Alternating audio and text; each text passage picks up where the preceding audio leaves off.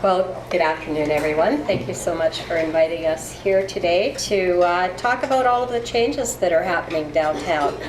Tom and I are very excited to be able to share what we know, what we work with every day. And sometimes we forget that because we know what's happening, everybody else does as well. So we welcome this opportunity, as I said, to share about it.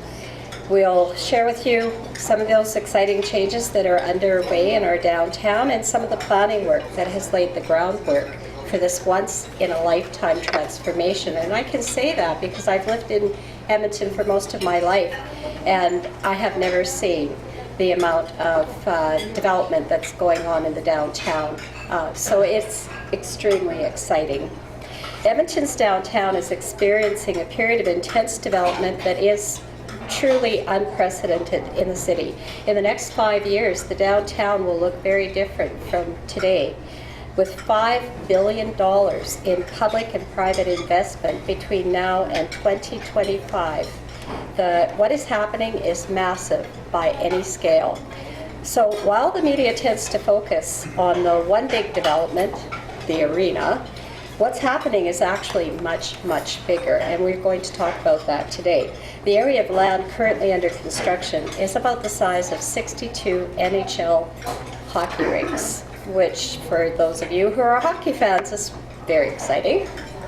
And the buildings that are being built total about 6.6 million square feet.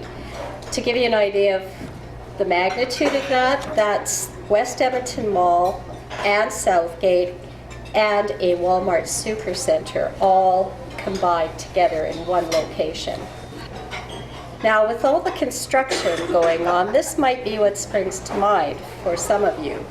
And I think we've all experienced it. If we're having to go downtown, we work downtown, we're going downtown for whatever reason, it's really challenging. Road closures are happening on sometimes it feels like a daily basis. So yeah, this is where we're at right now. But instead of the reaction that you have to this, we want to share with you what is going on today so that more people have this reaction. And we like this picture because it shows how excited people are getting about the amazing changes happening all around us. But why does it all matter? Leading cities have strong, vibrant downtowns. And the saying is, as goes your downtown, so goes your city. Downtown should offer unique lifestyle experiences and business opportunities unavailable elsewhere. So we like to start some of our presentations with this image of Jasper Avenue and I believe 101st Street from 1915.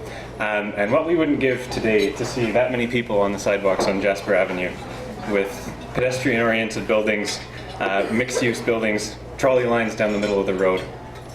So how did we get from there to where we are today? Well, to jump ahead a few decades, following the Second World War, there was increased activity around the outskirts of Edmonton. West Edmonton Mall gets a lot of attention, adding 4 million square feet of retail to the market on the edge of the city. But it was also just more jobs, more businesses moving towards the outskirts of the city. By 1985, the office vacancy rate downtown was 21%. So in the mid-'80s, the city made some initial efforts to bring energy and activity back to downtown. The first downtown plan at that time identified a number of catalyst projects to support the revitalization of downtown, the projects that we now take for granted. The 1984 plan included projects like Rice Howard Way, the Winspear Center, and a new city hall. And then again in 1987, the city, in a new downtown plan, had projects including the Downtown Housing Incentive Program, the creation of the Railtown Park in the old CP lands, as well as investment into the streetscape on 104th Street downtown. But despite these significant revitalization initiatives, in 2013, this map of downtown Edmonton, all the parcels that are in red in 2013 were vacant or surface parking lots, and the parcels that are in yellow are 2 stories or less, or severely underdeveloped compared to what the zoning permits in that area. Add it all up, and you have just over 50% of all the parcels in downtown Edmonton are either vacant, which is about a third of them, or underdeveloped.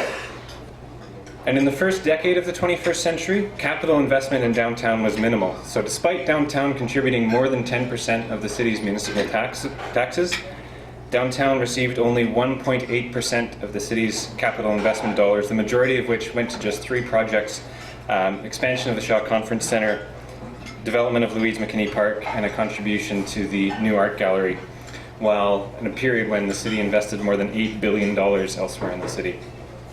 So in 2010, Council approved the new Capital City Downtown Plan, which identified 4 key principles to direct future policy and development downtown.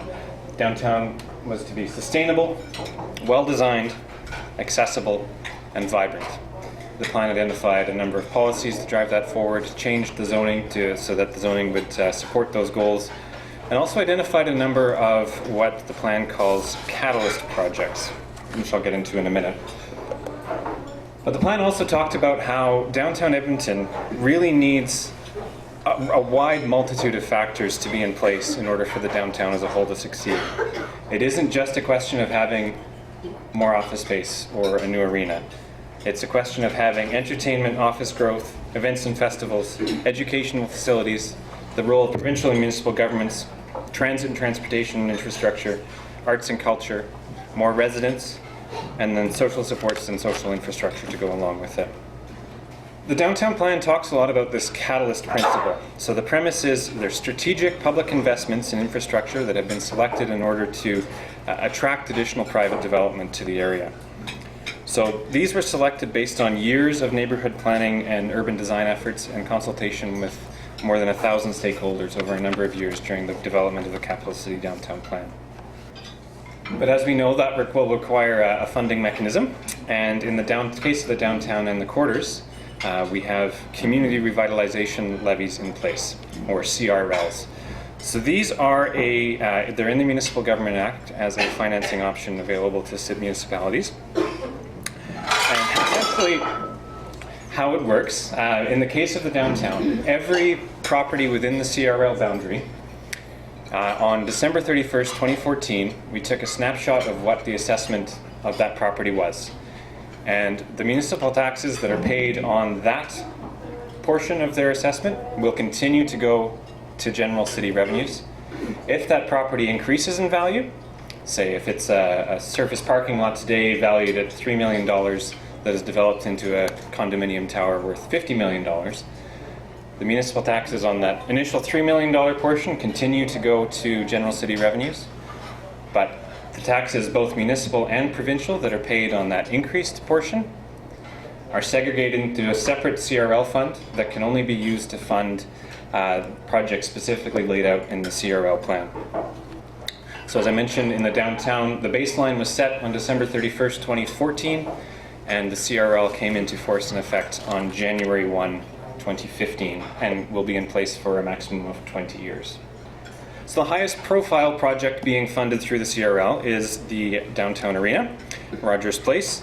So without going into too much detail about the funding arrangements, which could be a presentation in itself, the city partnered with the Oilers and the Cates Group to fund it's about $606 million project. The CRL itself is contributing about $199 million, which also covers a portion of the community rink, land for the project, contribution to the Winter Garden, and an internal public pedestrian walkway that goes from the public plaza through the arena to the McEwen LRT station. The arena is expected to open this September and will have 18,641 seats for hockey fans when it opens. However, we know an arena by itself won't transform a neighborhood, and part of the reason you locate your arena downtown is that you can build that critical mass of users that supports more retail, restaurant, other entertainment facilities. And we know the arena has to be tied into the urban fabric, and it needs to be surrounded by complementary uses, places to socialize, dine, shop, and live. So the district surrounding the arena, ICE District as it is known, has always been a crucial part of the development. And the downtown plan gave 10 points of design guidance that have really shaped the direction that the design of the ICE District has taken. Things like encouraging public open space, having ample space for pedestrian circulation, having ground level retail and restaurants, encouraging sustainable design, quality streetcapes, and screening of parkade and loading entrances. So this development, which is on the screen now, and we'll walk through the different pieces of it quickly, is, we have heard, the second largest master planned mixed-use urban development in North America, second only to the Hudson Yards development in New York City. So just walking through the different pieces of it quickly. The Rogers Place Arena at the center of it.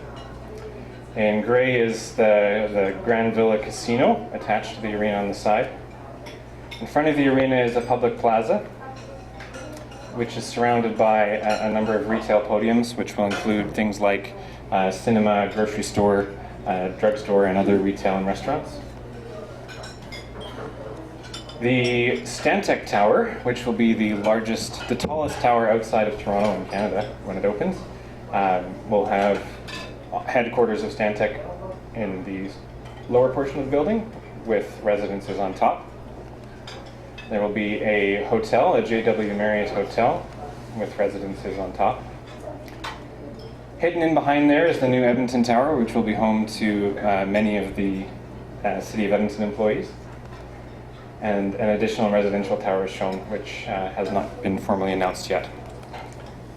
So all that together, we're talking about 3 million more people coming to downtown every year. That's like roughly equivalent to the number of visitors that Banff National Park gets a year. It's adding a Banff National Park to downtown Edmonton in terms of the effect on number of people that will be around.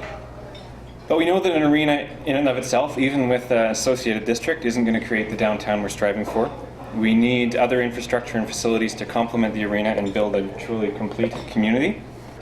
And in downtown, a big part of that is making more pleasant public spaces, more beautiful green and walkable streets. We want to see more pedestrians, workers, residents, visitors to be on the street 24 hours a day, 7 days a week, 365 days a year.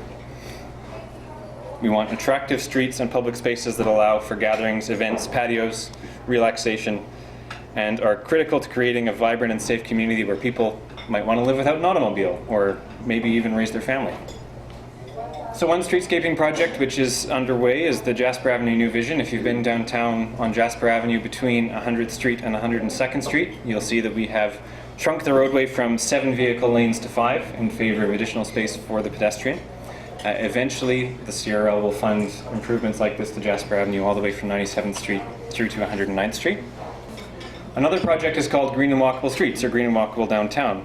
So this builds off of the success of the 104th Street initiative.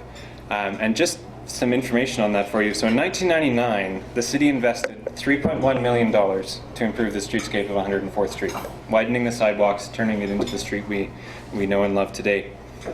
And since 1999, within 100 meters of the streetscape improvements, there's nearly 1,700 units that are either finished or under construction or in sales, along with at least 60,000 square feet of office space and multiple heritage restorations. We hope to expand similar streetscaping improvements to eventually most or all of the streets within the downtown area. So it's not all above ground. Under 105th Street, the CRL is funding construction of a major new storm sewer line. So downtown Edmonton, being one of the oldest parts of the city, is built on some of the oldest drainage infrastructure in the city, and the capacity to serve the future intensification, which we're calling for, simply isn't there. So this new sewer line that we're constructing will provide enhanced capacity and also begin to separate the existing combined sewer system. The city is also investing in the creation of more park spaces in downtown and the quarters downtown so that we can start to say goodbye to gravel and hello green. This is a particularly important draw, we think, for new residents, providing amenity space that isn't there today. In total, we have 3 parks planned for the quarters and the downtown areas. The first of which we'll see is the Decoteau Park at 105th Street and 102nd Avenue. So this will begin construction this year. The programming for this park was developed through a really extensive community engagement process over a number of years. And the park will feature, among other things, Edmonton's first fenced off-leash dog area. That was the #1 priority of the community. It will have a community garden area, water feature, grass areas and planting beds, and public art. And just a note on the name, if you're not familiar with Alec Decoteau, he is a really remarkable Edmontonian who was the first Aboriginal police officer in Canada when he joined the Edmonton Police Service in 1909. He was also an accomplished runner who competed in the 1912 Stockholm Olympics and finished 6th. He then enlisted in the Canadian Army during the First World War and was ultimately killed at the Battle of Passchendaele in 1917. And the naming was initiated by actually a letter writing campaign from grade 5 and 6 students from Patricia Heights Elementary School who thought that there should be something prominent in Edmonton named after this remarkable man. Now, this is not being funded through the CRL, but also downtown you may have heard of the Mechanized River Valley Access, which will provide connectivity between downtown at the foot of 100th Street by the Hotel McDonald into the River Valley. There'll be a funicular, which is a cable-propelled system to haul cars up and down the incline track, as well as an outdoor elevator and an enhanced stairwell alongside as well. This is being funded through the River Valley Alliance, and construction could begin this year, I read. And finally, I just wanted to highlight, this is not funded through the CRL either, but the Valley Line LRT is going to be a major transformative piece in downtown Edmonton, with construction starting later this year. It's a $1.8 billion project as well. It'll link downtown to Millwoods in the southeast of the city, effectively making downtown Edmonton closer to tens of thousands more people. And along 102nd Avenue, where the LRT will run at surface level through the downtown, initially east of 103rd Street, there will also be a high-profile bike route, as shown on this one, a fully separated bike facility that will run westward through the downtown, through Oliver, and into the Glenora neighborhood. And now I will pass it back to Marianne to speak about the Quarters projects. For those of you who don't know where the Quarters is, it's on the east side of 97th Street. And it has its own area redevelopment plan and CRL plan. It actually was the first community revitalization levy plan in the city of Edmonton. The Quarters downtown plan is an area of 18 city blocks in roughly 40 hectares or 100 acres in size, and the boundaries for it are between 92nd and 97th Street, Grierson and Roland Road up to 103rd Avenue. It also does include, as part of the area, we call it Boyle Renaissance as well, which is between 96th and 95th Street, from 103rd Avenue up to the tracks. And this slide here shows what the Quarters downtown looked like late in 2009, prior to construction of the Boyle Street Plaza. Current population at the time that the ARP and UDP were done was 2,400. The plan that's currently in place, if we see it at full build-out, we'll see roughly 8,000 to 10,000 new units built, and up to 20,000 new residents. It will be a mixed-use, unique urban environment that we like to think will become a vibrant urban village in our downtown.